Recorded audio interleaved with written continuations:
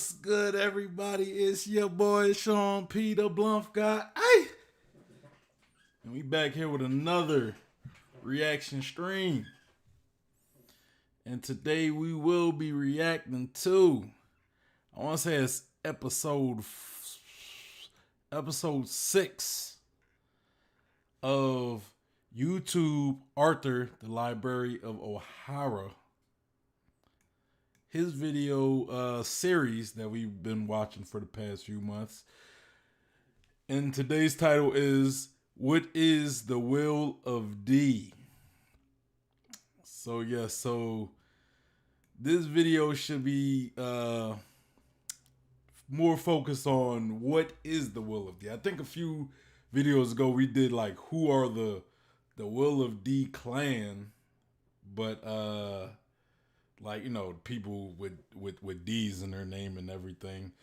But today it's what is the Will of D? Like the actual, actual will of D. Like what is the will of it, I guess.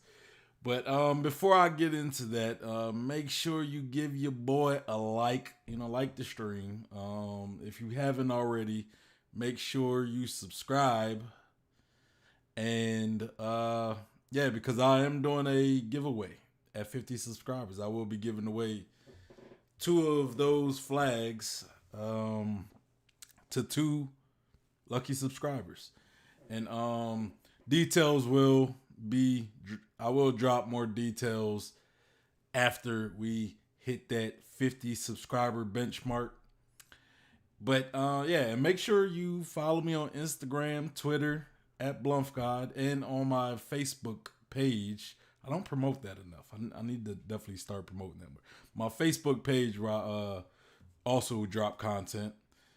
And make sure if you want to join a community of One Piece fans, we have the One Piece Facebook group and also the One Piece Discord, and all these things will be down in the description. So make sure, you hit those links up.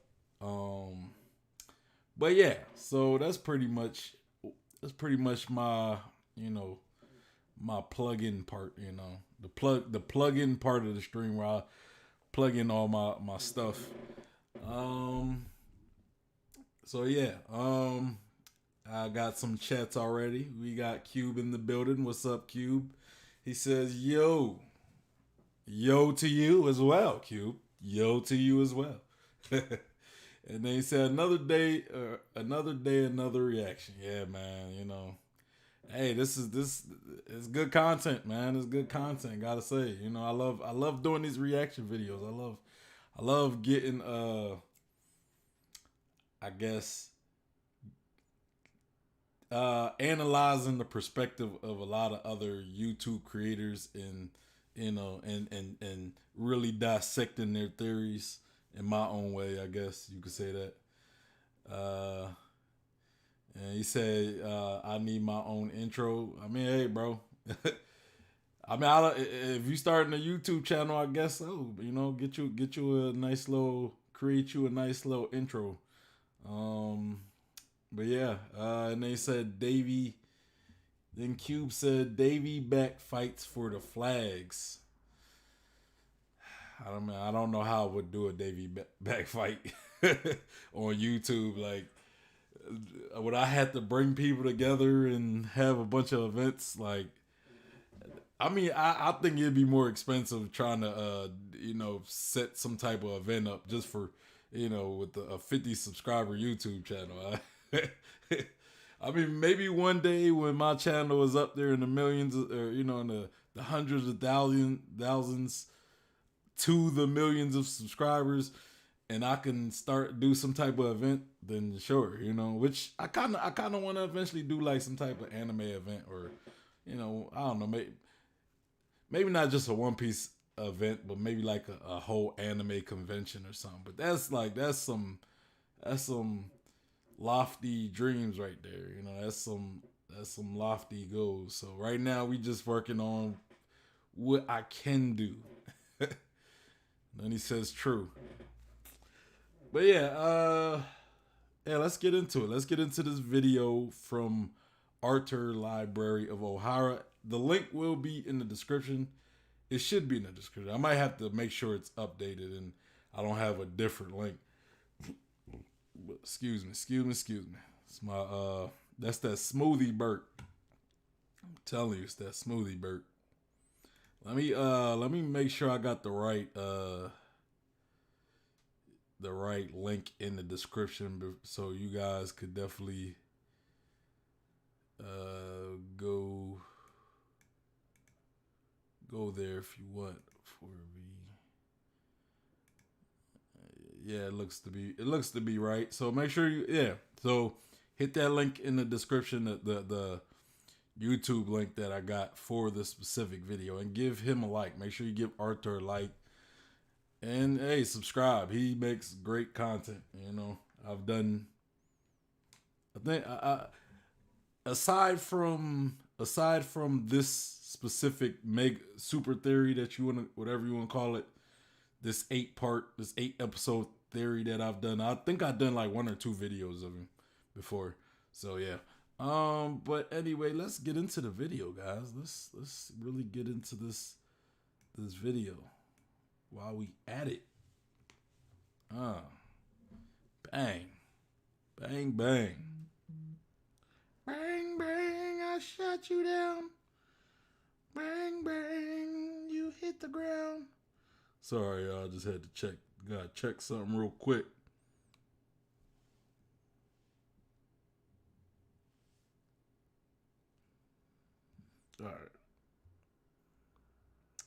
All right, yeah. So let's get into it. It's about a 24-minute video. I don't know why I did that. Okay. Oh, let's get into this. Oh yeah, and another announcement I want to make before we get into this. For my next reaction video, the Red Sea, I don't know if I'm going to be able to do it Friday. If I do it tomorrow, it might be a much later stream. So I might do it Saturday because I forgot I had some. You know, your boy, I gotta go to the barbershop tomorrow, guys. You know, your boy been looking rough, so I'm gonna get this all chopped off, but it's gonna be kind of late in the day, and then I got other things. So yeah, I'm gonna probably do that Red Sea theory either late tomorrow night or Saturday around this time. So it most likely might be Saturday, even though I do got a job on Saturday. So, but it shouldn't be a long job. But anyway, anywho. Let's get into this video. It's called The Will or What is the Will of D from Artur, the Library of Ohara. Let's get What is into inherited will? No, really, what is inherited will? I We all don't know it's a you thing, tell we all me. know it's something that happens within the story of One Piece, but what is it, really? Is it a spiritual force that guides things? Is it just a symbolic personification or something? Is it a philosophical way of life or a power that manifests itself in the physical world? And you...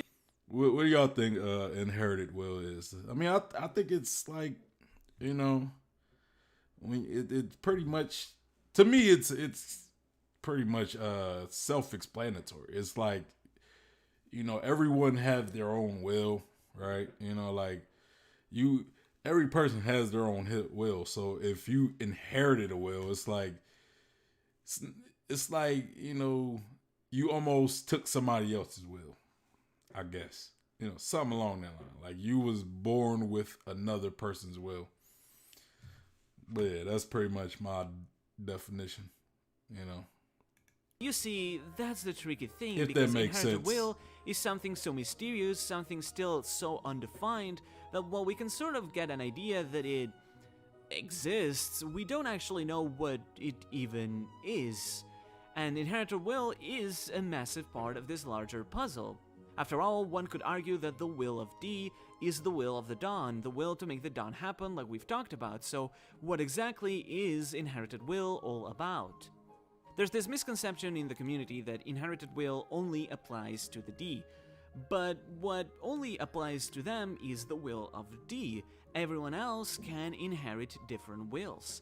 But then, what exactly is inherited will? Well, by the end of this, Q says, I agree.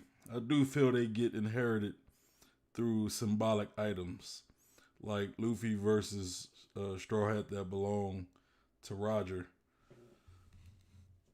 Yeah. I mean, I don't know. I don't know if items necessarily. I mean, I get what you're saying. I don't know if how I say like the items, like you're inheriting somebody's will through an item, but like I guess if I want to compare inherited wills to the real world, right? Like let's say my will is to my purpose in life, which I would kind of say is my will in this aspect, is to create world peace, right? That is my purpose in life. That's my will. That's what I want to do. You know, that's my goal in life. Kind of like Luffy's goal is to be Pirate King and to be free, right? So if mine was to bring peace on Earth, right? And stop world hunger. And then I have a son, and inherited will be like for him to inherit my will, for him to take on my will, pretty much. It's like he would want to, you know, bring about world peace and stop world hunger. So that's kind of my you know, that's what I get from inherited will. But Q said, I don't think it's an item, but there must be a kind of. No, I get what you're saying. I'm not saying you think that's the item. I just don't believe, from what we see in One Piece, I don't believe that there is an item is necessary to pass on someone's will, right? Because you got Chopper. He inherited Dr. Kaluluk. I think that's his name. If I remember correctly, it's like Dr. Kaluluk or something. He inherited his will in order to be able to cure any disease, and you know, Sanji inherited Zeph's will to find the All Blue and also to make sure, you know, he feeds hungry people, you know. But you know, like I don't recall any specific type of item being passed on in order to act as that conduit. You know, it's just Sanji. Him and Zeph both kind of experience an extreme situation when they was both stranded, and so Sanji kind of took on that will because he knows how it feels. You know, he knows how it feels to be hungry and starve. So yeah, and then Zoro, you know, Zoro kind of, to a degree, I won't say fully inherited Kuina's will, but you could say after she died, that kind of strengthened his. I mean, I guess he kind of did inherit it, but he already kind of wanted to be a swordsman as well, and they was both kind of competing. So when she died, he pretty much inherited her will, which in a sense made his will even stronger. His will, the will that he already wanted to become a strong swordsman, taking on her will, it combined with his will to be like the best swordsman, and you know, we get the Zoro that we know. And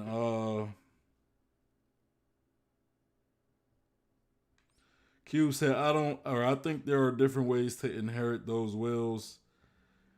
And he said, I agree. Yeah. All right, let's get into it. Not only will I explain what inherited will is, but also how I believe it's one of the most profound messages that Oda has conveyed in this manga. But to do that, I would suggest we look at a specific case that will allow us to properly understand how it works. Yeah, and then you got Odin. You know, I forgot about Odin. Odin and his retainers, the Akazawa. The True History Episode 6, What is Inherited Will? This video is the 6th episode in the 8-part video series about all the secrets in the world of One Piece. It is recommended to watch all 8 videos in order for maximum enjoyment, but it isn't required to enjoy the videos, so you can still watch ahead if you want. All episodes will be linked in order in the description. So if you want to go ahead, the last 2 episodes are already out, so y'all could, y'all don't have to wait for me to watch these episodes.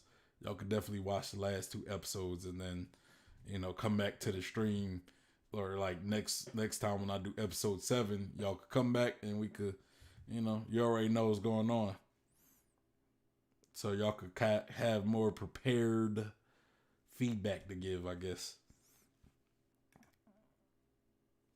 But let's go. Let's get into this inherited will.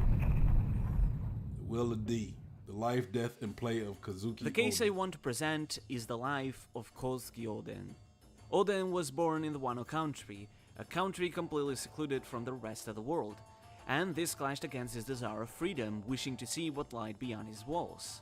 And eventually Oden would leave the country, traveling across the world and even making his way to the final island, witnessing the One Piece with his own eyes and coming to know everything in this world.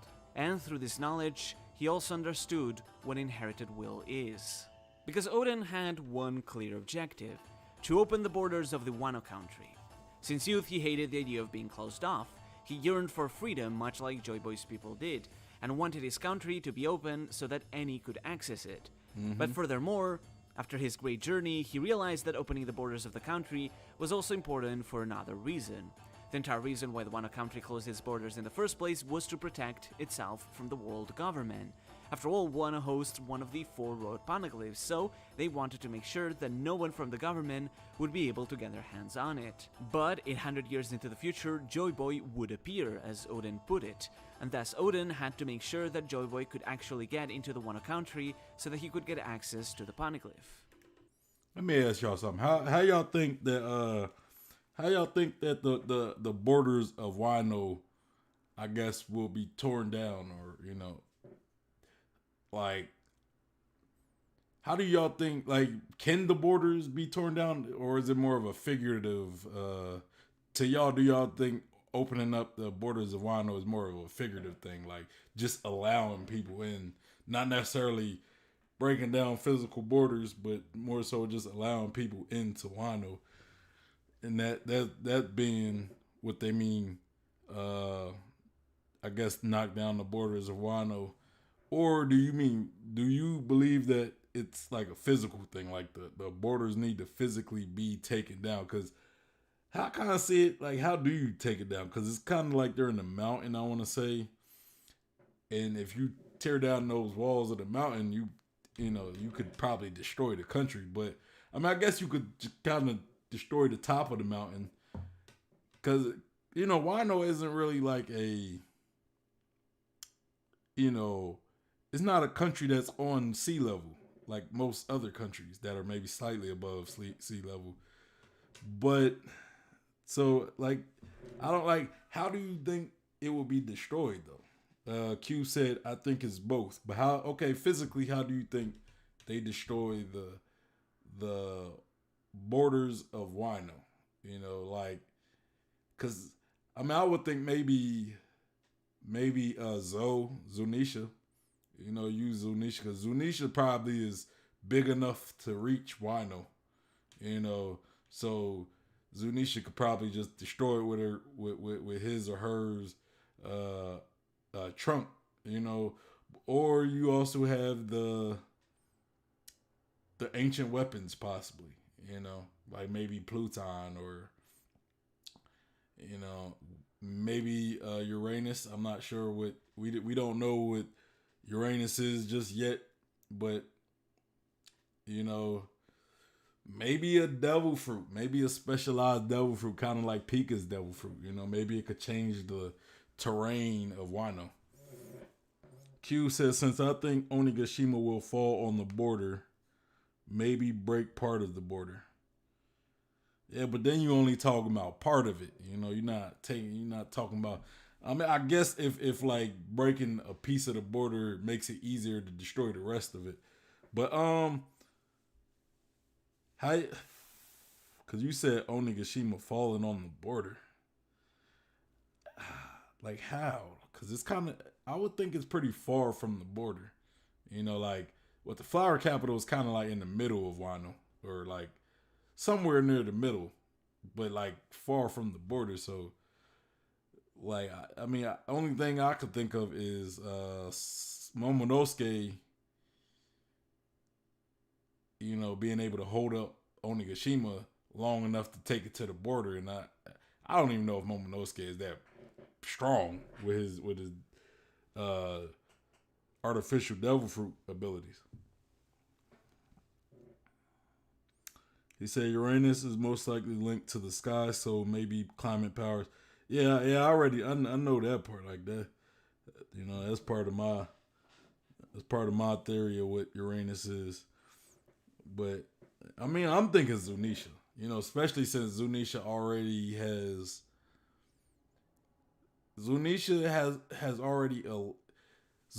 already linked to Wino, right? So I could see Zunisha's purpose being to knock down the borders when, when Zunisha was more so commanded and fated to walk the oceans, walk the ocean for however long.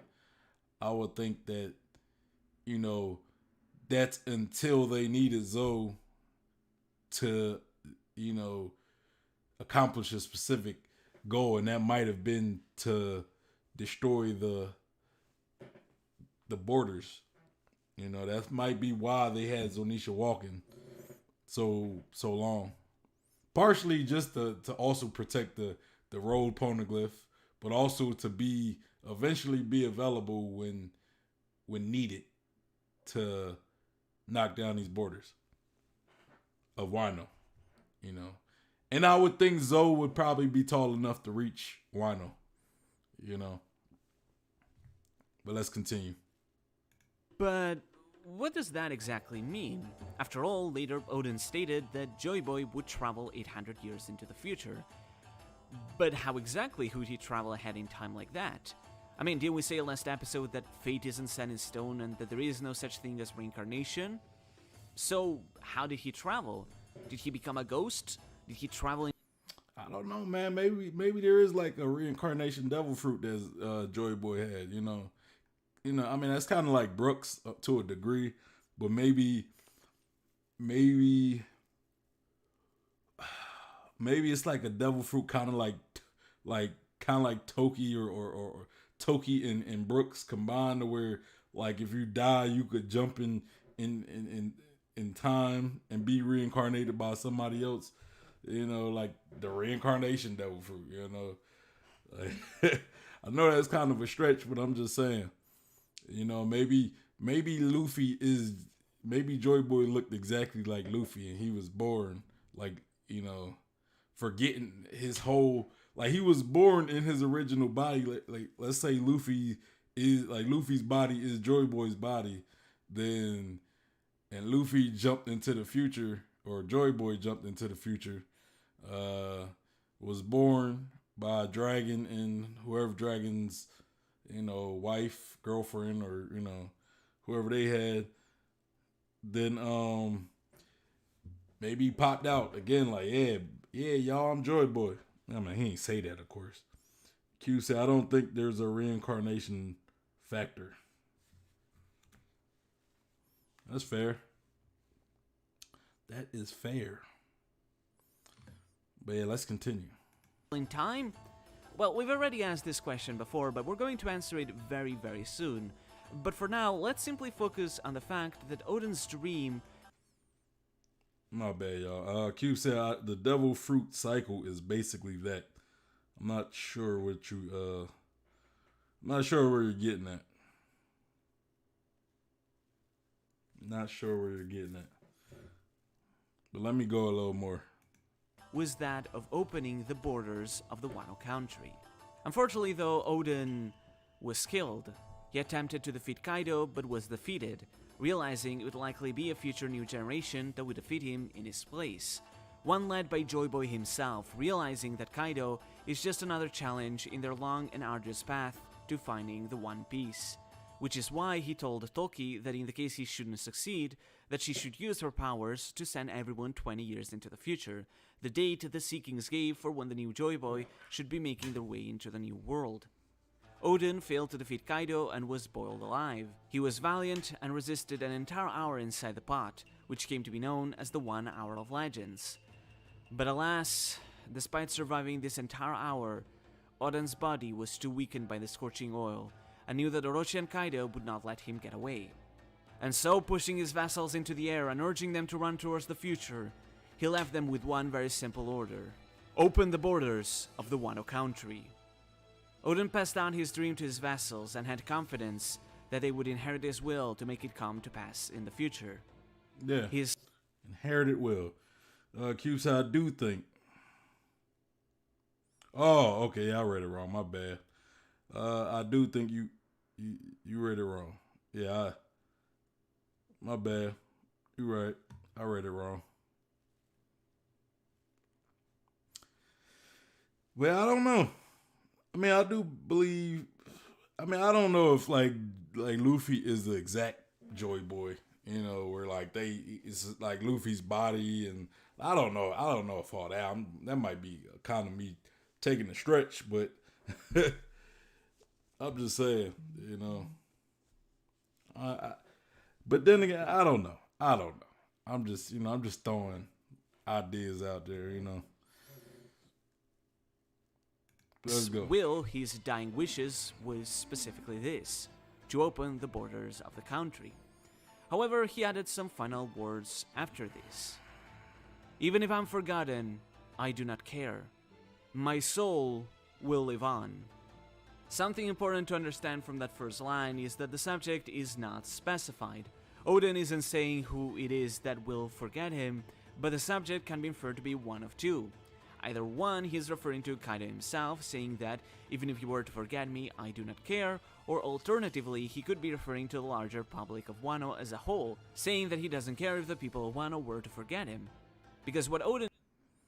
Yeah, I think when he said that, I think he's talking about the people of Wano in general. I think he means everybody more so. I don't think, he meant Kaido. I'm pretty sure Kaido wasn't... I'm pretty sure he knew Kaido wasn't going to forget about him. Cube says, what I mean is that there's an inherited will through the devil fruit. We've seen similarities between former and current devil fruit users. So there's a reincarnation factor with the cycle. I think they get certain traits like ambition. So you think that the Gumu Gumu No Mi maybe was Joy Boy's original devil fruit, or possibly Joy Boy's original devil fruit that Luffy eventually took on and possibly inherited Joy Boy's ambition and goals. Is that what that's kind of what I'm kind of getting, right? That's kind of what I'm getting, what you might be meaning. Or just like, not even just Luffy, but like anybody who had a devil fruit from that somebody previously had, like they kind of take on some of their qualities, such as their ambition. I mean, you just said ambition, like their ambition, their goals, their attitude, their just whatever, some of their traits, I guess, their personality traits. You said, Cube said it might be Joy Boy Devil Fruit. Yes, yep, ambition and goal. I kind of do think that Joy Boy might have had the Gumu Gumu no Mi, or maybe not Joy Boy, but at least the sun god Nika, who could have possibly been Joy Boy, or like like Joy Boy could have been like a reincarnation of the sun god Nika.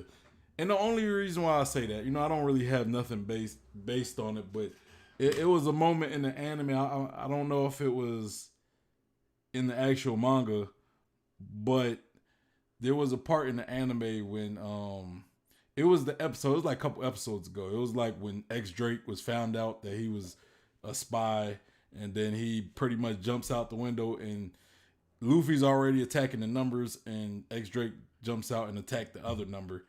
But before that moment, when Luffy was attacking the one number, Hyogoro says, like, Luffy was in Gear 4, right? Luffy was in Gear 4 at that point, and Hyogoro says, "Hey, he was like, he's in that form again, huh?"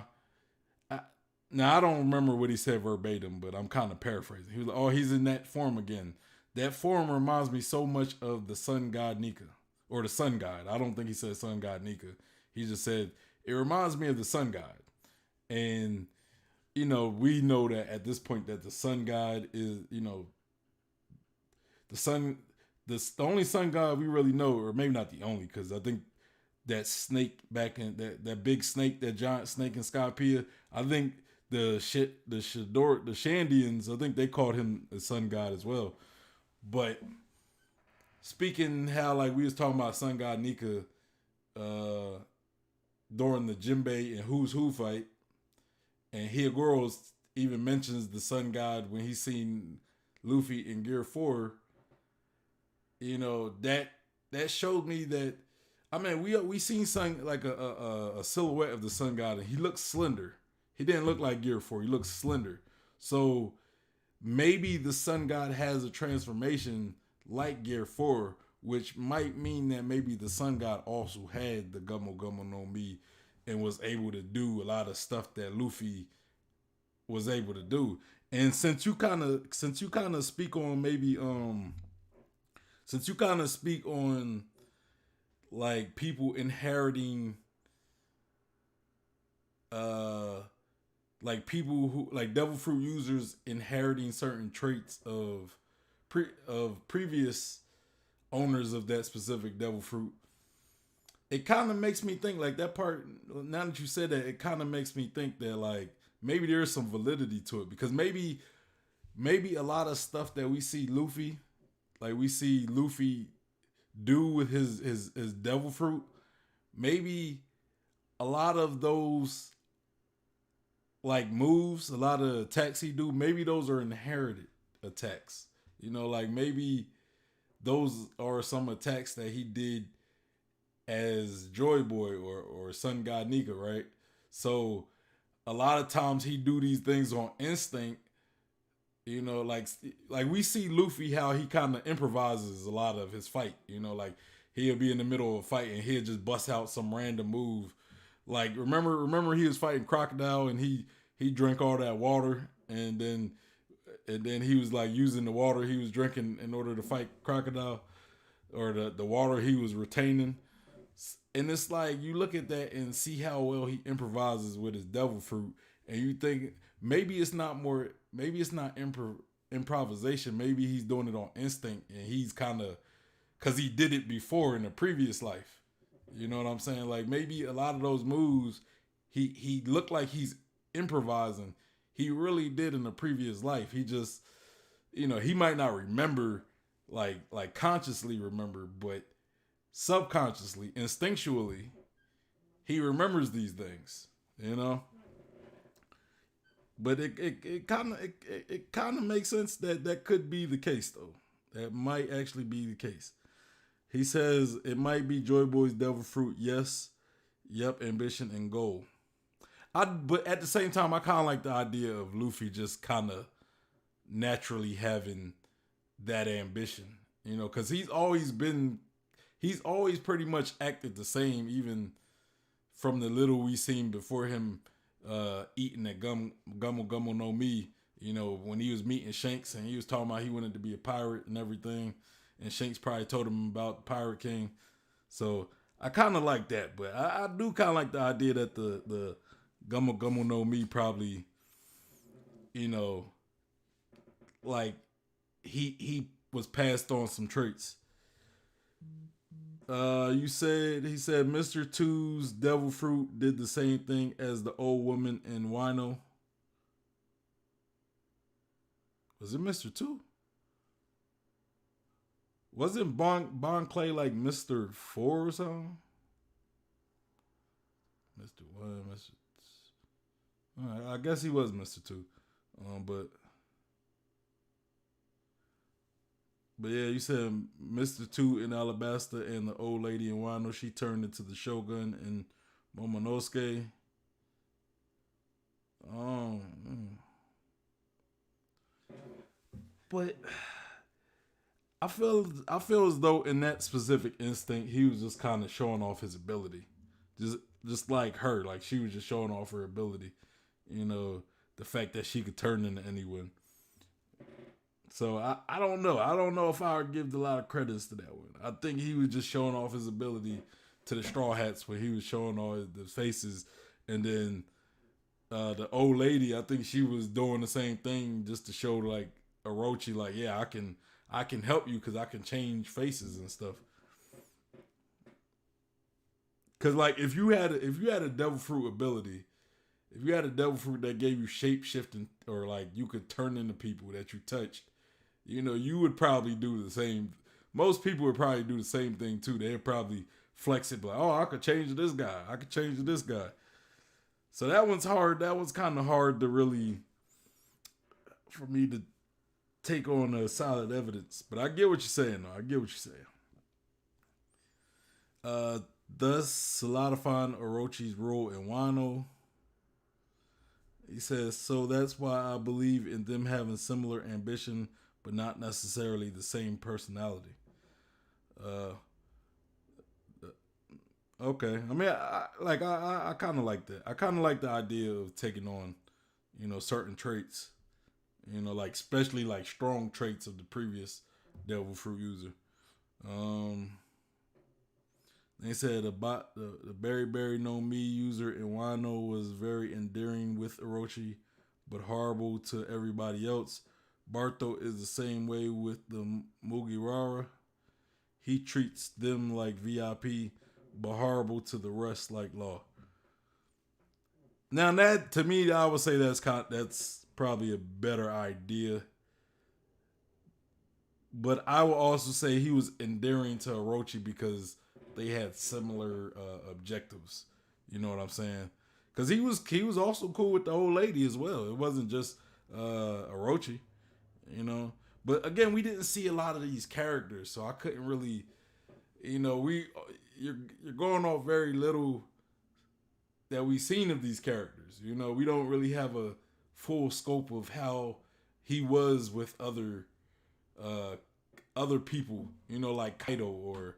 You know, because he might have been submissive to Kaido. He might have been submissive to other people in whatever pirate crew he was associated with.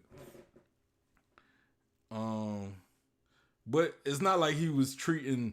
It's not like he was like being a super fan to Orochi. Now if he was acting like Barto, you know how Barto like marks out to Luffy and he becomes this super fan. Now if he was acting like that to Orochi, then. You know that would definitely be a much stronger case in my opinion.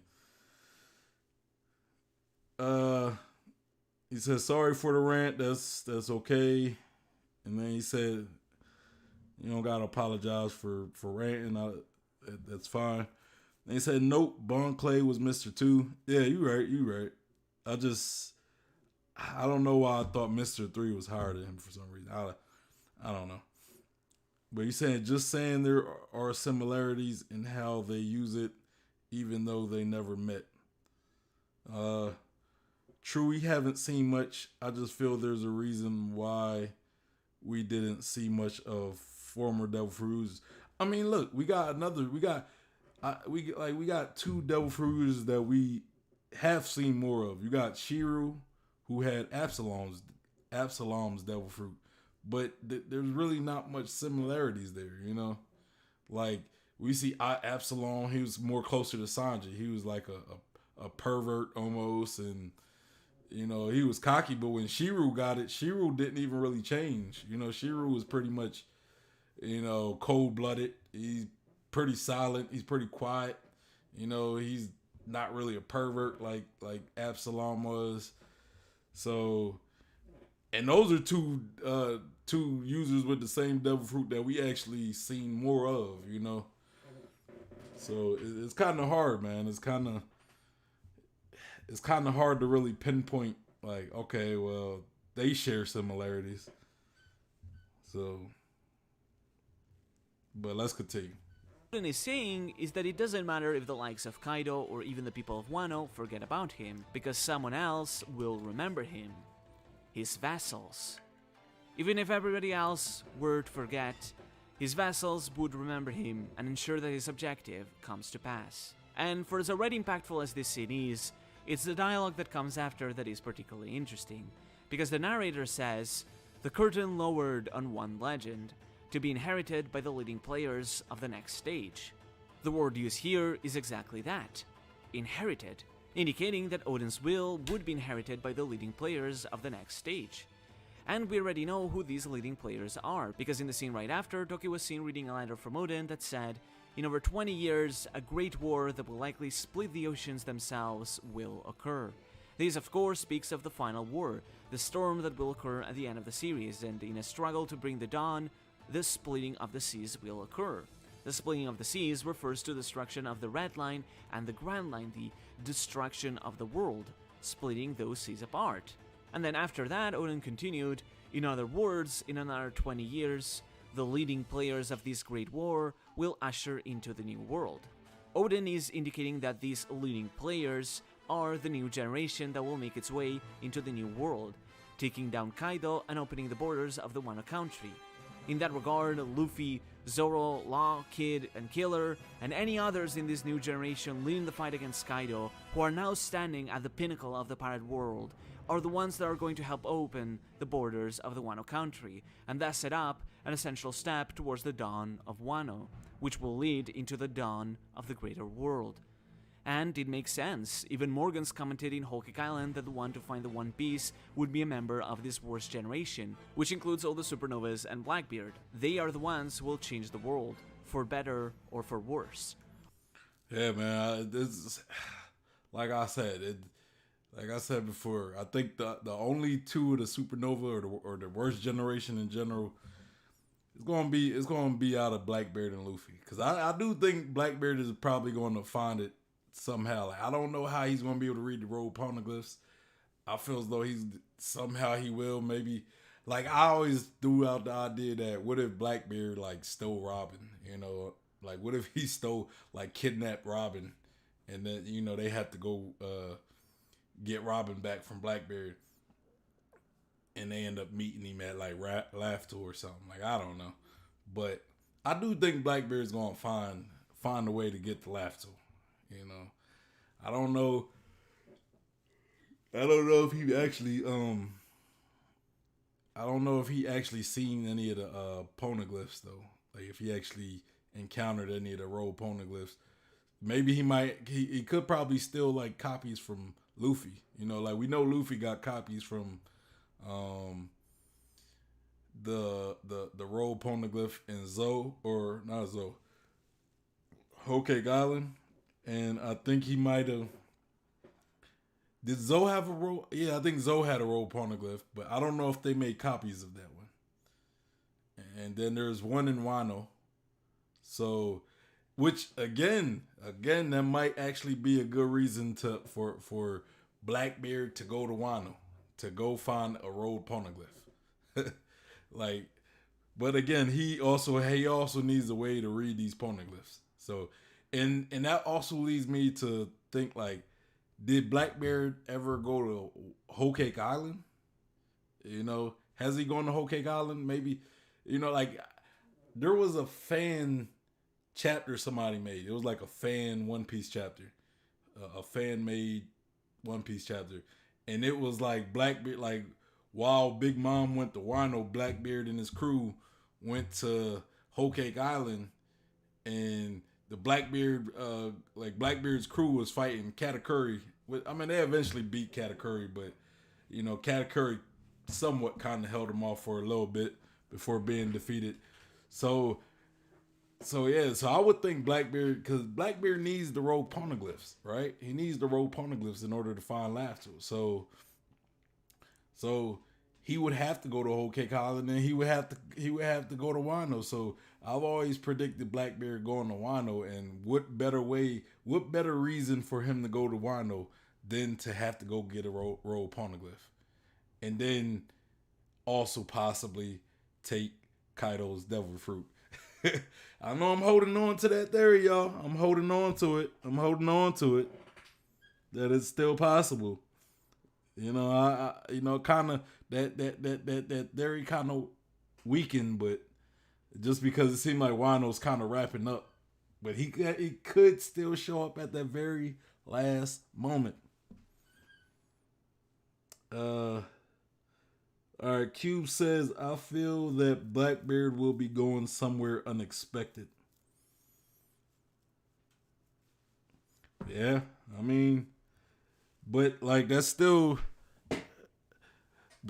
kind of like you still got to also think that he needs the rogue poneglyphs in order to achieve his dream. So even if he might not be going to Whole Cake, he might not be coming to Wano. I get that, but there is going to come a time where he's going to have to go find these rogue poneglyphs. Now he could possibly try to steal the copies that, let's say, the Straw Hats make. Let's say every time they see a rogue poneglyph, they make a copy. So he could just steal them, and that wouldn't be.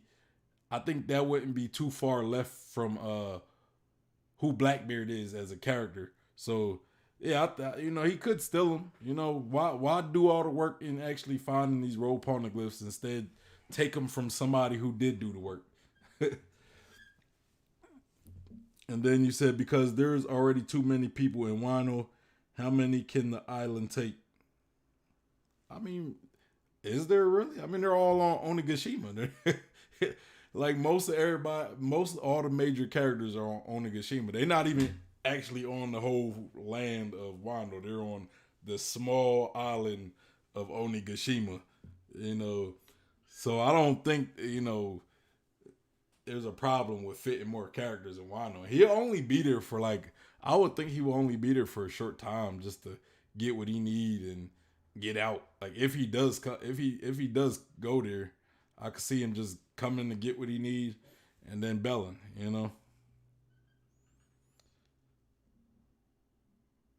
He said, true, maybe he might be going for the fourth poneglyph. He might know where it is. Yeah, I mean, that could be true. That could also be true. Like you go find the fourth poneglyph and then go steal it from Luffy, the other copies of the other poneglyphs from Luffy. But I would just ask, like, how would he know that Luffy got all these copies? If that is indeed his strategy, how, unless there's a leak in the Straw Hats, I mean, we already know Kanjuro was the previous spy, but unless there's a Blackbeard spy in the Straw Hats, which would be wild. But I don't know who it would be. I will hope it's none of the Straw Hats though. Maybe like Carrot, possibly. Like it could be Carrot. She's not officially a Straw Hat.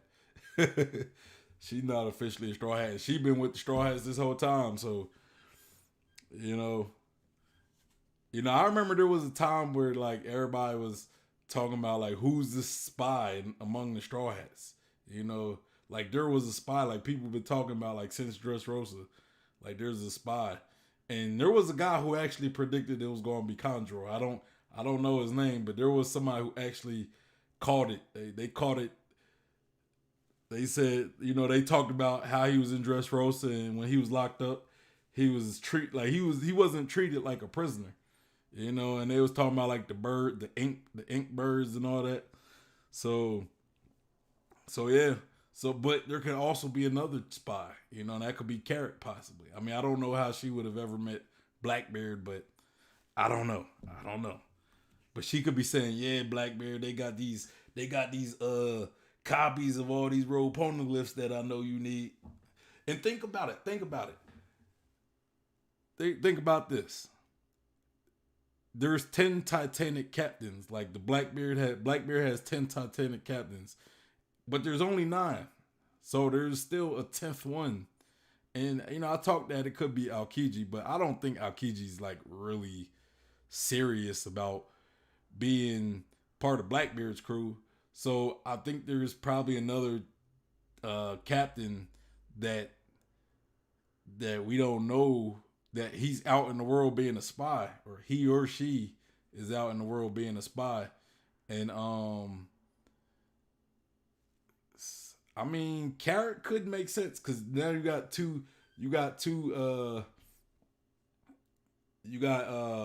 Katarina Divine and you got Carrot, and then let's say if Yamato joins the crew, Yamato could probably fight Katarina Divine, and maybe Robin fights, or no, Yamato could fight somebody, I don't know, and then Robin. I mean, that'll be three. I'm trying to put this together. Because you had 2 girls on Blackbeard's crew, and then you have 3 girls on Luffy's crew. So it wouldn't be even. So one of the women would have to fight like a man. Yamato would probably have to fight like who's that one? What's the one? He's like the corrupt king. That's what his name. He kind of look like Kaido. He got those horns. But maybe Yamato could fight him or something. I don't know. And then Carrot could, or Robin could fight Katarina Divine, and then Nami could fight Carrot or something. Like, I don't know. If Carrot is indeed the spy, but I don't know if I don't know if she's a spy. I'm just talking.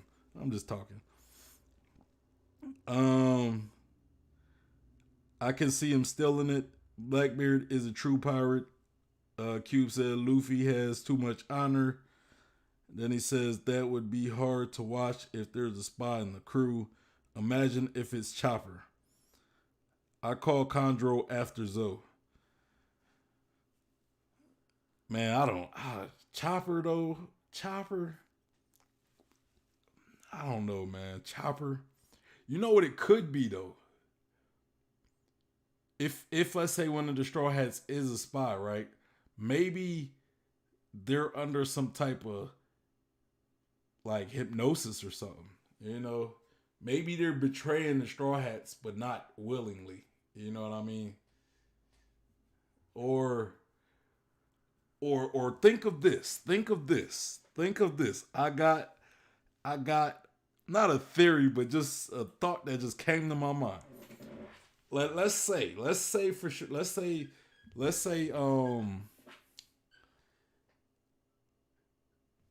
the triplet. Let's say the triplet theory is right. The Blackbeard triplet theory.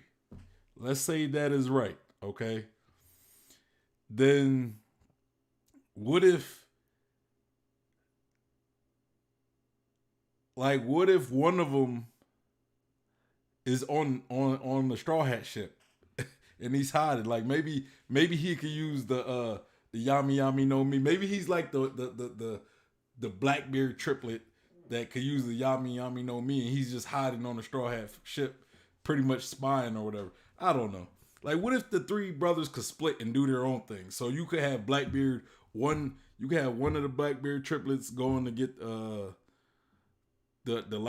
final poneglyph. One of them going to attack Shanks, and one of them going to Wano or something. You know what I mean? Like, if that is indeed the case, the whole triplet theory, why can't they all work individually? Why can't they, work by themselves? But yeah.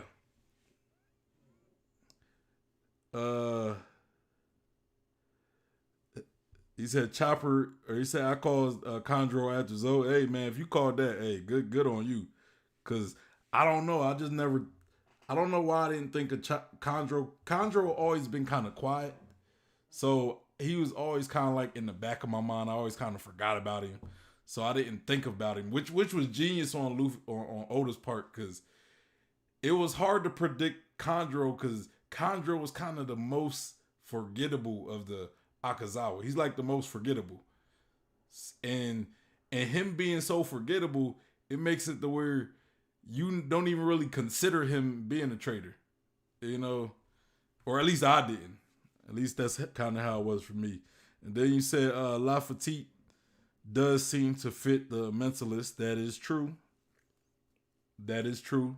You know, maybe Lafayette, because he kind of remind me of Django a little bit. So maybe him and Django had like a friendship. Maybe they were partners at one point and they both knew how to hypnotize people. So, because they both seem like performers. You know what I'm saying? And then he says theme. Yeah. Oh, the mentalist theme. He fit the mentalist theme. I got you. But yeah, I mean, I don't know, man. You know, I just will wonder if let's say Carrot is the spy, maybe she's being controlled. Like, where would she? When did Blackbeard get a hold of her, or when did Blackbeard get a hold of any of the possible Straw Hat spies? If that is indeed the case, if that is, you know, I don't know if Oda's going to play that whole spy narrative again, at least as far as like the Straw Hats are concerned. But yeah, let's continue. All across the series, we've heard this term of this new generation, the new generation that will change the world. But while these individuals are the ones that will bring this change, in part inheriting Odin's will as well, none of them could have made their way here if it weren't for Odin's vassals. The 9 Red Scabbards are the ones that brought Luffy and everyone else to the Wano country. Even someone like Kid would have never been able to fight against the Yonko as he is now if it weren't for the events they set in motion. So in that regard, what Odin said still stands, because the Scabbards remembered his objective.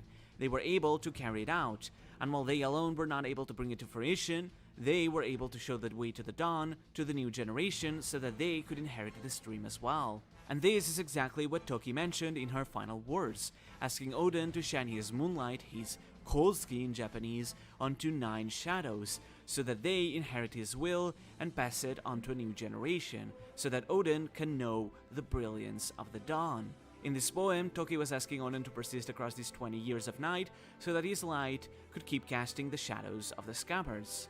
But this would indicate that Odin would have to persist across those 20 years to live after death.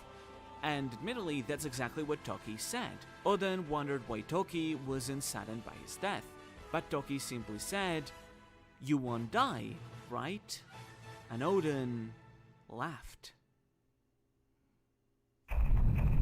He laughed. That guy like the Roger laugh. Cube said, "I knew at Zoe that there was a spy after Jack came to Zoe. When Kinemon said that nobody else knew that the ninja was at Zoe, but only them." Yeah, I mean, I kind of knew around that time as well.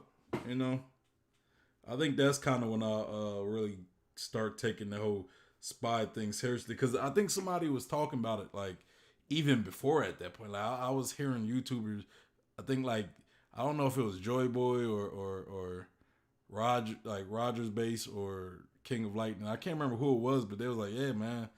They were like, hey, there gotta be a traitor, because who, like, you know,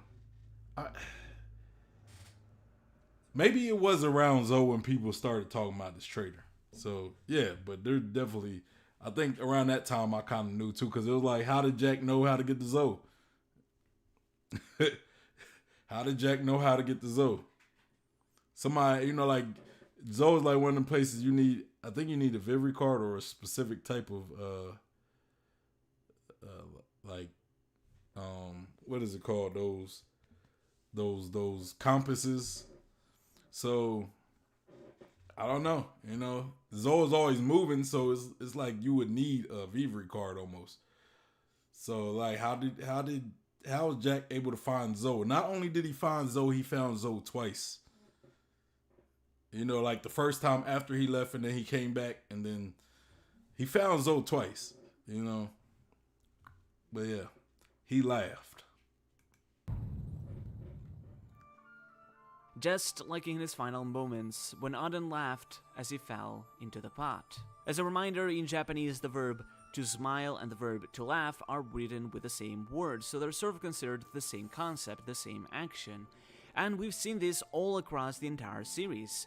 Even as we talked about last episode, we saw Luffy smiling or laughing right before his death, just like Roger did back in the day. So many other characters, both members of the D-Clan and non-members alike, have smiled right before their death. But why do people smile or laugh when they die? As Smoker pointed out, most people would be scared when they are dying, but all of these people smile.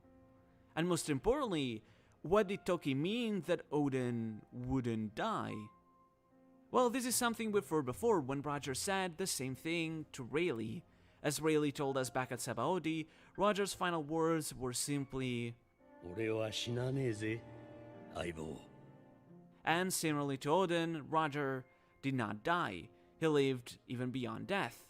So in that regard, it's likely the same thing that Odin meant about Joy Boy, that Joy Boy lived beyond death and traveled across 800 years. But what does that mean? Does it mean that they all became ghosts and survived even beyond death? Or does it mean something else? How can someone live after death? What does it mean to not die? Read the chat real quick before I say what I'm about to say. Said, Vivry card, you need that. Yep. So yeah, that's why I think the Vivry card. But I think, okay, when he talking about like how do you die, but not die? How do you still live on without die? I don't know. I can't remember where I've seen it. If it was One Piece or maybe a different different anime, but there's this thought that like you only really die when people forget about you. So, in that case, somebody like Roger, who started a whole era, a whole generational era, right? Everybody know who Roger is, and they remember Roger. That's why a lot of them are going for the One Piece, because it was because of Roger, So just off of that alone, it's like Roger, when he pretty much gave his speech, he pretty much was immortal at that point. You can't, his name always lives on, until people forget about him. And then, you die. And I can't remember where I heard that from. Like you're not dead unless you're forgotten or whatever. So like if you going off of that logic, I guess. I mean, it's not really logic, but if you going off of that, then I could see why Roger would say, I'm not going to die, because his will lives on. Because at the same time, your will is kind of the essence of who you are, I would say. And long as there's somebody there to inherit your will and carry it on, then, your essence, at least, your will continue to live on, and now when people forget about you, that means your will is forgotten of. That means you don't have somebody carrying your will on, because maybe nobody inherited. There's nobody alive to inherit it, at least that at least inherit your will. So I mean, that's kind of my idea. That's kind of where I would go with that. What they mean, what like Roger meant and what Odin meant when they said like they won't die, because they may die physically. They may physically die, but long as somebody remembers who they are and that somebody carries their will on, then they're still alive in a sense, Well, that question is hard to answer like that. So instead, how about we flip the question around? Instead of asking when it is that someone doesn't die, when is it that someone dies? I thought it was Drum Island. I was thinking Drum Island, but I wasn't sure. I thought I remember in Drum Island, somebody said that. But then I was like, oh, maybe I'm tripping. Maybe it's maybe if it's a different anime series. But Drum Island was the one I was thinking, like the Drum Island arc. Is it when they're shot through the heart? Wrong. Is it when they're ravaged by an incurable disease? Wrong. Is it when they've been poisoned by a deadly mushroom? Wrong. People die when they're forgotten. The answer has been there under our eyes. I knew I heard that. I knew I heard it somewhere. I just couldn't remember. The arc that came across my head was the Drum Island arc, because I remember like Kalula was talking and giving his speech, but I was like, did he really say that? I thought maybe I was just remembering stuff, because my memory is, I got a bad memory, y'all. I ain't gonna lie. So I kind of like when you guys correct me on some stuff, like some of the stuff that happened, because I be forgetting how stuff play off sometimes. I won't even lie to you guys. But yeah, Dr. Kalula said that. This entire time. When is it that someone dies? When they're forgotten. And when is it that someone doesn't die? When they're remembered. That's all it really means.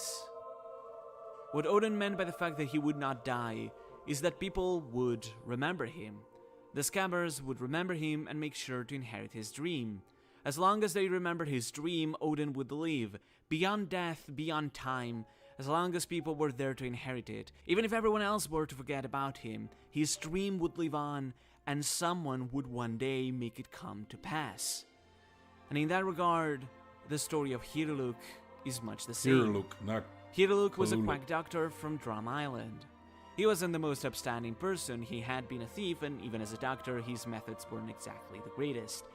But Hiruluk had an ambitious dream, to make Sakura blossom in his own land, something that sounded ludicrous and impossible. Yet, despite finding a solution to it, time was catching up with him, and his terminal disease didn't allow him to achieve his objective. But that was fine, because Hiruluk knew that he wouldn't be forgotten. He knew that there would be those that would remember him, those who would be willing to inherit his will, and it's particularly Kureha who ended up carrying out his dream. Years later, Kureha would eventually make Hiruluk's dream happen and make Sakura blossom in the middle of this winter wonderland. And Hiruluk knew, he understood that he would be remembered, and because his dream would be remembered, it meant that his will would be inherited. And that's exactly all it is. The title of the chapter where Hiruluk gave us the answer to what inherited will is, where he gave us his incredible speech, it tells us everything we need to know. One Piece, chapter 145, Inherited Will. Bang!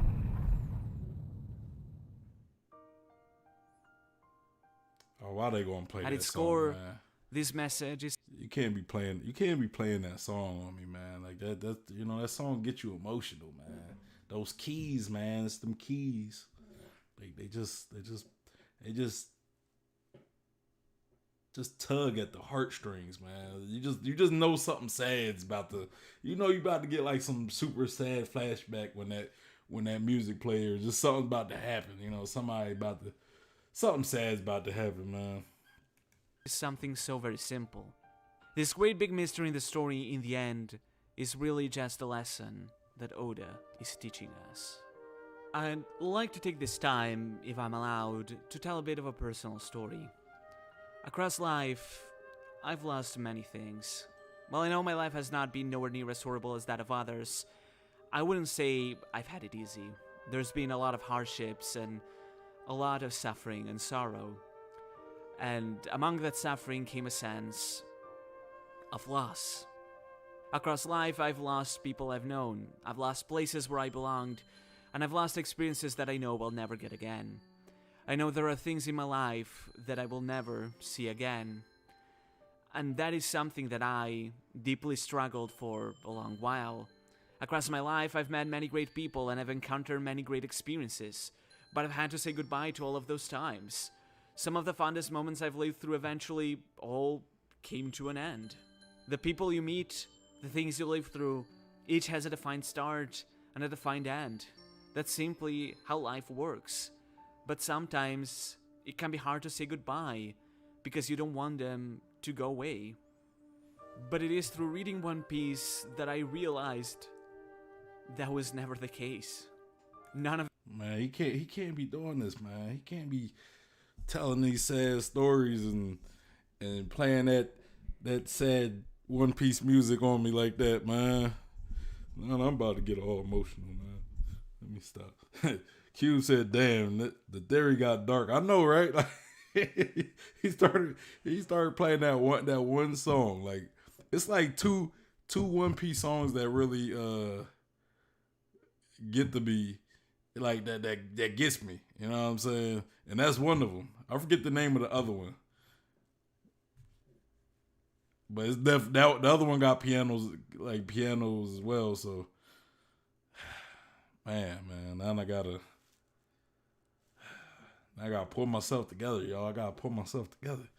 Let's go. None of these things truly went away because they would only die when I'd forget about them.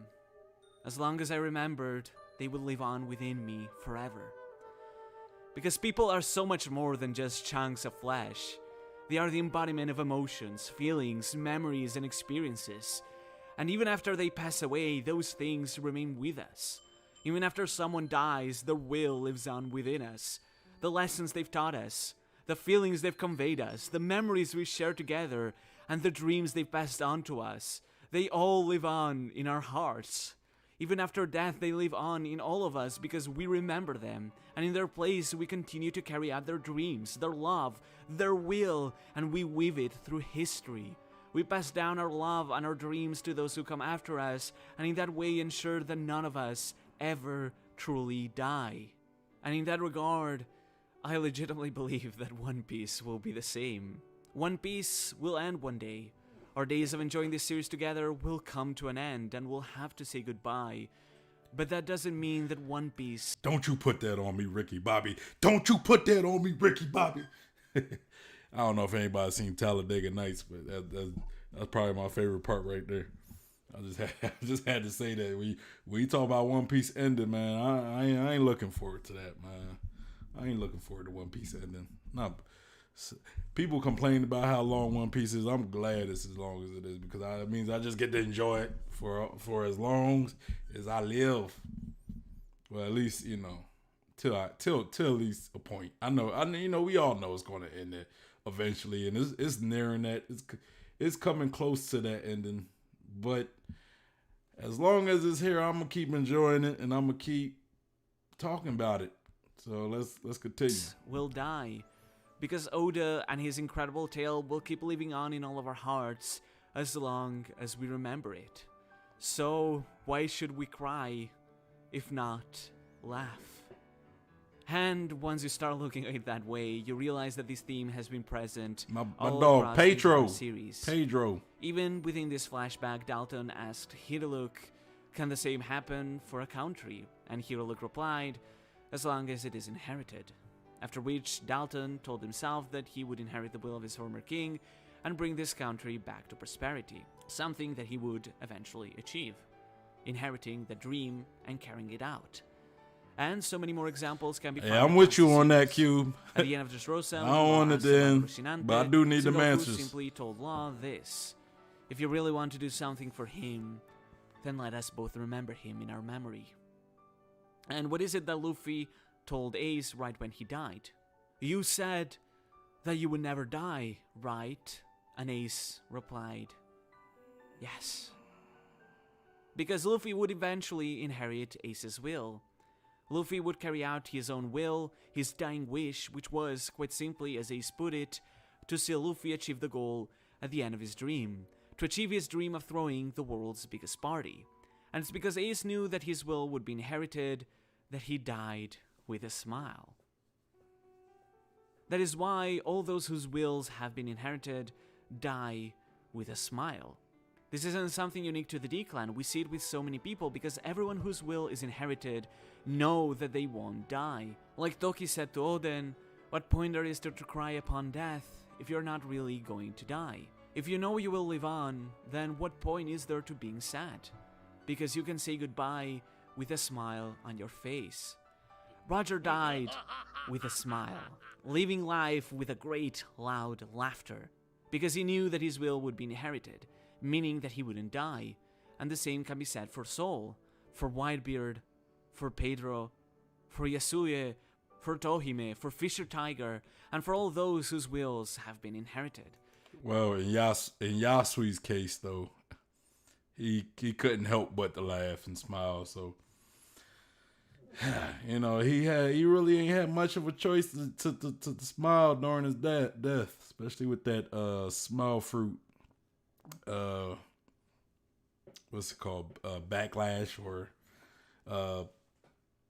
side effect? Yeah, the smile fruit side effect, the failed smile fruit side effect. Because they knew their dreams would come to pass. I ain't gonna lie though, Yasui's was hit kind of hard too. Is about. Joy Boy's inherited dream. Joy Boy knew that he would live, that he would cross across 800 years, not because he would actually live beyond death as a ghost or anything, but because his dream would live on, and in that way, so would he. Even after his death, someone would inherit his dream, and then someone else would inherit that dream from them, and then to someone else, and someone else, and someone else, through 800 years, traveling through those 800 years, all the way down to Roger. And then even Roger would die, but his dream would live on by being inherited by someone else.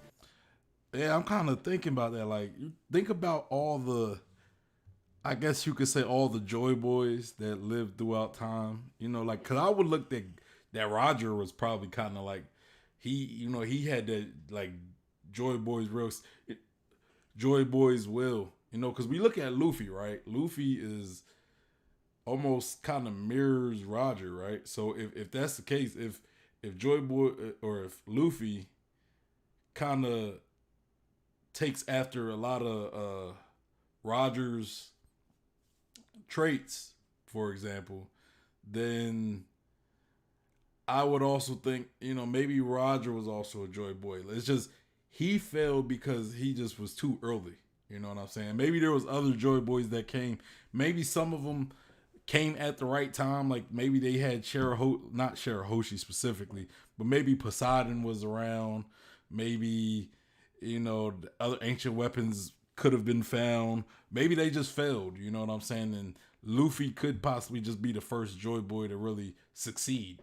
You know what I'm saying? So, you know, that definitely could be the case. Luffy's just where every other Joy Boy fell. Like, let's say if Luffy somehow fails, then maybe another Joy Boy will rise, you know, maybe hundreds, you know, maybe decades or even 100 years into the future, another Joy Boy could almost come about. So I'm curious, you know, because I said, like, one thing I said that, like, if Joy Boy could have been the reincarnation of, like, the sun god Nika, you know, maybe Joy Boy carried Nika's dream. Maybe they're the same person, but maybe not. Maybe Nika was way ahead of Joy Boy's time, and Joy Boy was pretty much carrying his will, and then you might have had some other people, because maybe Joy Boy's not the original person that started that will, you know. Maybe Joy Boy just inherited from the sun god. Maybe the sun god Nika started it. Joy Boy inherited and he failed. Maybe some other Joy Boys came down the line, or then we got Roger. You know, he came down the line. He was possibly a Joy Boy, but he failed because he was just too early. You know, but if he wasn't too early, maybe he could have succeeded as well. You know. And that leaves us to Luffy. He's in the right time. You know, he inherits the will. And, you know, is you know, I would assume it's going to be Luffy because, of course, you know, it's a story, right? This is a story, and usually when you get these stories, the main character, the hero, usually achieves his dream at the end.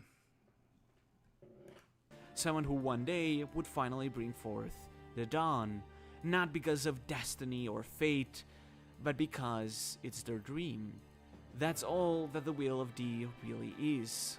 Correct? And what he said is that makes me almost like what I was just talking about. It makes me believe that even more, because fate and destiny. When you look at if you say Luffy is fated to become the Pirate King, and he's fated or destined to be the Pirate King and unite the world, that means pretty much regardless of what he's going to succeed at that. But I don't believe that's the case. I believe that there is still a possibility that Luffy could fail. Now, the fact that he is our main character, I think he will succeed. That's pretty much why he's guaranteed to succeed. But again, if there's let's say a bunch of him, like there was a bunch of Joy Boys before or after the original Joy Boy and before Luffy, maybe some of them were close to succeeding, but they failed. They were kind of like the chosen one, you could say, but they still failed. But Luffy is going to be the only one to succeed because, maybe he just has the strongest determination of all the Joy Boys. And so yeah. But Luffy could still fail, and then we could be waiting decades and or centuries down the line for someone to come along and succeed. But I do believe that Luffy is definitely going to succeed, because why even tell this long story if the main character is not going to win in the end? Because and if you think about it, right? Maybe there were people like Blackbeards that were, you had Blackbeard, you had Zebek. These were like the Joy Boy foils. They were the ones who came along to be like the anti-Joy Boy. And maybe some of them succeeded. Maybe Eam, I don't know, maybe Eam was like that as well. Maybe he was like before Zebek came along, but the only reason why he's still alive is because he's actually immortal. Maybe he had like that whole immortality surgery done on him by like one of the previous devil fruit wielders of the Opie Opie no Mi. Or maybe Eam is just like an alien and he just has a super long lifespan, Yeah, that'd be interesting though. Ohara, who had inherited Hero Luke's will, upon seeing Luffy's determination, she simply said, "So the will of D lives on." Joy Boy knew someone would find the One Piece because he believed his dream would be inherited across the ages, until someone inherited it at the right time. It was a gamble, a bet on the new era, a bet on the dawn, as Shax put it, but Joy Boy believed in it. That's why he had the poneglyphs made, so that the story of his people would not be forgotten, so that his ideals, his dream, the ones that the world government feared, would not be forgotten. That's exactly why the world government brought about this great censorship. That's why they erased an entire century, because they wanted to do all they could so that Joy Boy would be forgotten. But Joy Boy trusted in those that would remember him. He trusted his allies to protect the poneglyphs until the future came, and believed that someone would one day inherit his dream. That the swell of an era would come and bring forth a new era, a new dawn. And the person who would do so would finally become the true new Joy Boy who would inherit this title. After all, Joy Boy is just that, a title, the boy who brings joy, and one day someone would take that title to become the new Joy Boy, the one Oden was waiting for. That is why Kaido said in chapter 1014 that Luffy did not manage to become the new Joy Boy, because Luffy had the potential to become Joy Boy, but in that occasion failed, and would have to rise up to the challenge again to achieve it. Luffy was not born the Joy Boy. I'm kind of curious. Like, what if Kaido acknowledges like Luffy being the Joy Boy? He's like, you know what? I don't want to be the one to hinder Joy Boy, because maybe Kaido is also, because maybe at one point Kaido thought he was the Joy Boy. Like we seen that conversation between him and King, and King was like, "Oh yeah, man, you remind me." They were like, "Are you Joy Boy?"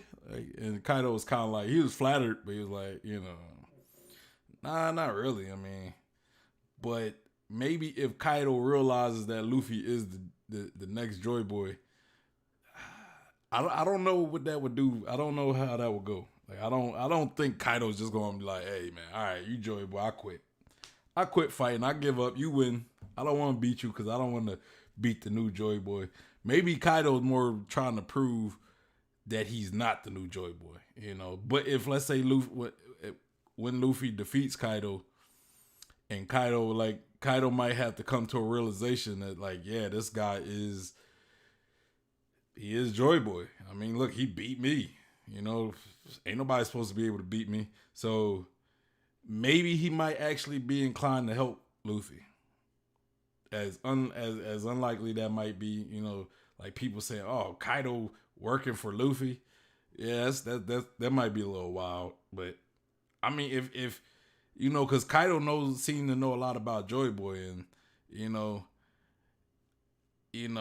Kaido also believed he could change the world, but maybe Kaido doesn't want to be Joy Boy. You know, maybe he doesn't even, you know, maybe he never really seen himself as trying to be Joy Boy or as Joy Boy. I don't know. But yeah, that's had to work to become it. He has to become someone capable to guide the ancient weapons, someone capable to bring down the borders dividing the world, and someone capable of finding the One Piece and use it to unite the entire world together, to connect everybody together, to put an end to segregation and bring joy to everyone. All of these dreams, Oden and Yasuya's dream to open the borders of Wano, Hero Luke's dream to make Sakura blossom and heal his country, Soul's dream to see Robin finally find friends, Roshinante's dream to have Law be free and to stop the Flamingo and save Dressrosa, Otohime's dream to unite the world all under the same sun, Pedro's dream to help bring the dawn of the world, Ace's dream to see Luffy fulfill his party, and Roger and Joy Boy's dream to bring freedom to everyone. All of these dreams would be inherited by different individuals, bringing all of these dreams to fruition. In the end, that's all that inherited will means. That people's dreams... Ohara!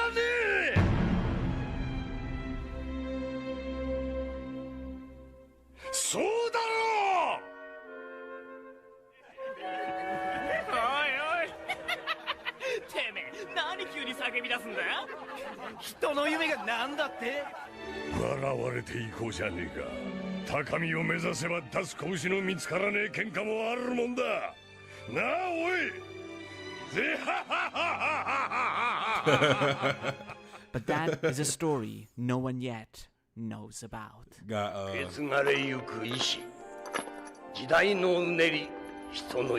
are things that cannot be stopped. Inherited will, people's dreams, the swell of an era. As long as people seek the answers of freedom, these things would never cease to be. Pirate King Goldie Roger.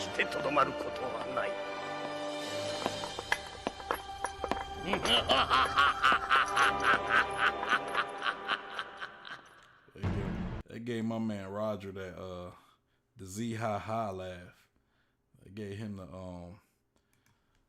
the Blackbeard laugh though. Gave my boy the Blackbeard treatment at the end. But yeah, inherited will though, you know. It's definitely a big theme. I've talked about it in a few previous reaction videos I've done to previous theories I've done, and yeah, that's definitely a big theme in One Piece. The like I said, my idea on inherited will, which I mean he kind of did sum it up at the end, but it's just like, you know, you're carrying somebody's essence more so, you know, like their dreams, their goals, their aspirations, you know, like especially if they have big dreams and goals and aspirations, you're carrying that. Luffy carried it. Before him, it was Roger. Before Roger, you know, maybe there was others that carried it as well. And then you had Joy Boy and the Sun God Nika, who possibly might be Joy Boy, might have been before Joy Boy. We don't know, but I do believe there's a connection with Joy Boy and the Sun God Nika. And yeah, and then you got the D's, the D clan, you know, the people like those who I would say are tasked to follow that will, the will of the D clan. You know, I don't really know what Blackbeard's purpose is, because you know you would think that they all kind of share a common goal, right? But Blackbeard doesn't really share the same. But maybe not. Maybe they don't really. You know, maybe the point of the D clan is that they're more so destiny movers. You know, like they shape destiny. Like that's kind of what that's what I kind of look at the D. I don't think of the D clan as people who they act towards the same goal or they're good or anything.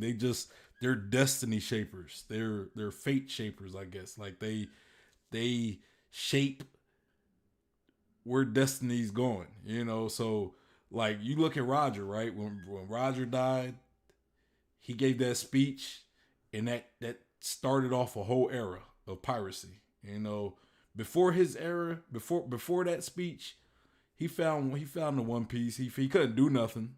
You know, when he went to Laugh Tale, he couldn't do nothing with it because he was too early. But like at his point in time, there were other pirates.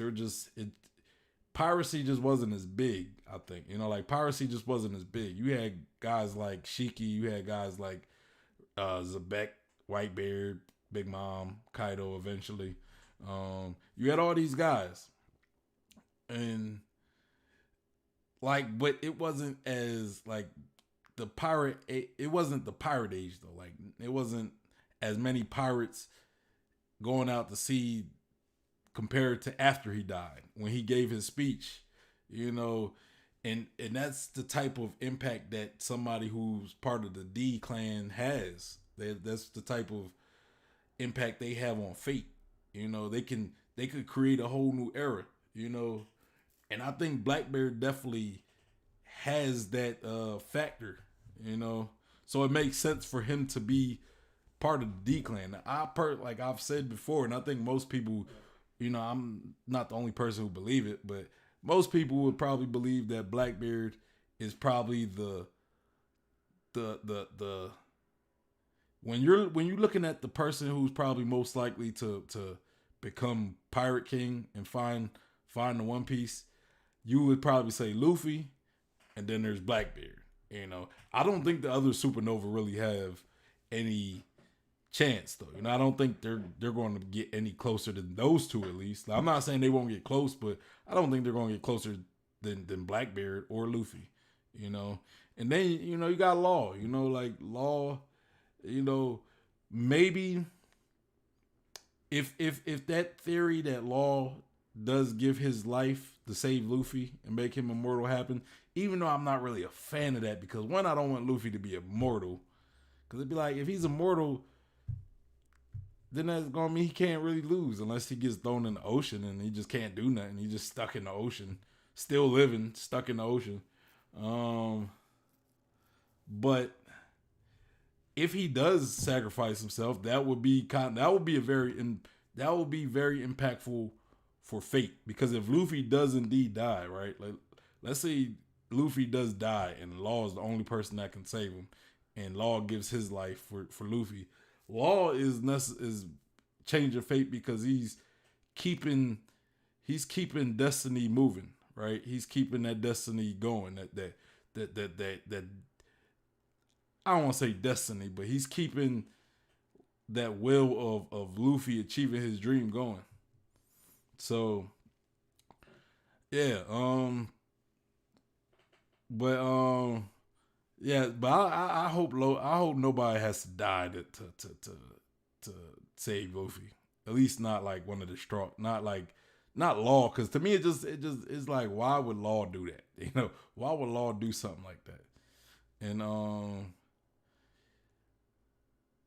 And like, let me read this chat. Let's see.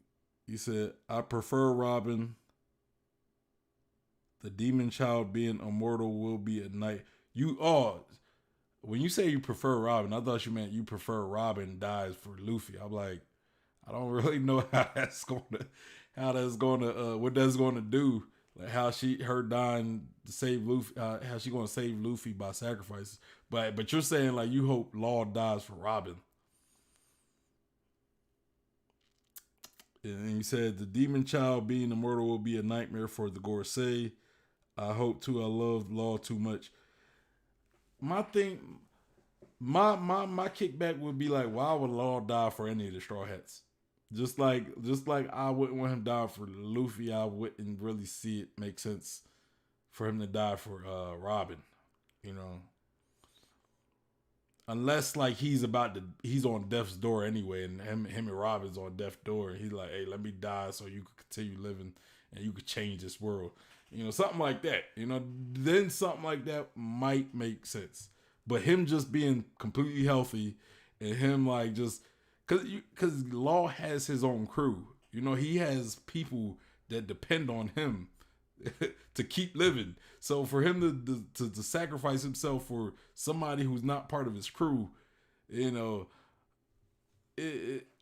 I'm not really that much of a fan of it, you know, unless it's a situation where it's like, look, you know, we're all going to die unless I sacrifice myself. Like maybe his crew is in trouble as well, and he's like, look, Luffy's the only person who can save everybody, or we're all going to die. So I'm gonna have to sacrifice myself to ensure Luffy keeps living, to save my crew, and you know, to save what I care about, and to get everybody out of this situation. If I don't do this, then we all fail anyway. So, and we're all dead anyway. Situation like that, okay. I mean, I don't know how you get into a situation like that, but you know, I just don't really per se, you know, like the idea of a pirate captain, you know, sacrificing himself and all his duties as a captain in order to save a captain from another crew, you know. He said, I hope too. I love Law too much. That's also my drawback. I don't believe in Law doing that. Like you said, if he's about to die. Yeah, you know, but a lot of people are pressed at the fact that they brought it up, that it has to happen, you know, which I do get that, you know. It's like, why bring it up if we're not going to get that, you know, but it just has to be a good reason, you know, and I trust Oda enough that if that's what he does want to do, that he will write it to make sense. But it's just, I don't know. I'm not a fan of that theory. I'm not a fan of it because I just don't see why Law would be like, oh, I'll save you, Luffy. I'll die just so you can't die. Even though I have my own dreams of I want to be Pirate King, and I also have a crew that I got to protect and look out for. But, you know, I'll die and abandon them and leave them to fend for themselves. So you can leave, so you, the main character, could continue to live. I mean, unless he's like, hey man, just let my crew join your crew. Okay, then maybe. But anyway, that's pretty much what I got for this stream.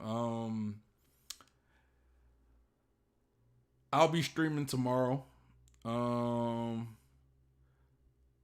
I want to do part 2 of the stream I did yesterday,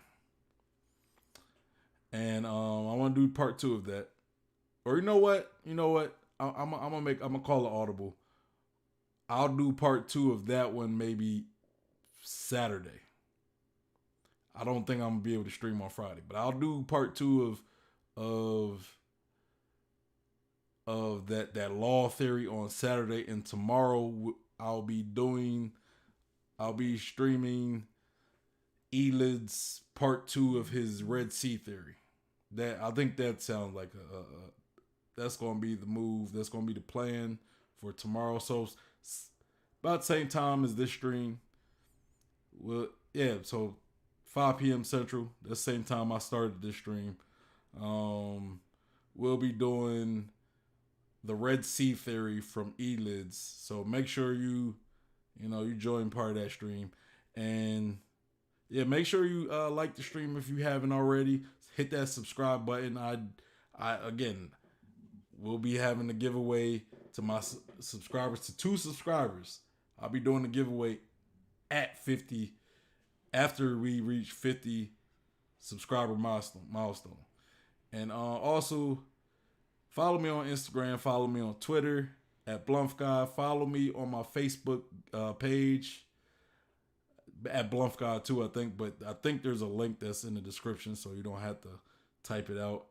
And also, if you want to be a part of the One Piece community, there's a One Piece Discord, and there's also a One Piece Facebook group, and all of these things will be in the description. And also, make sure you go like Artur's main video, the video that we just reacted to. Go like that. Go to his page. The link is going to be in the description as well. We will be doing what part was this? This was episode 6. So we'll be doing we got 2 more episodes. We'll be doing episode 7 next Wednesday. That episode 7. So yeah, that's pretty much all I got. It's your boy Sean P, the Bluff God. Hey! And I'm out of here. You guys have a good night. Good rest of your night. And yeah, I hope I see you guys tomorrow and or Sunday or Saturday. And Sunday too. We got a stream. We got a chapter this week. We gonna talk about it. Anyway, I'm out of here. Y'all have a good night. Peace.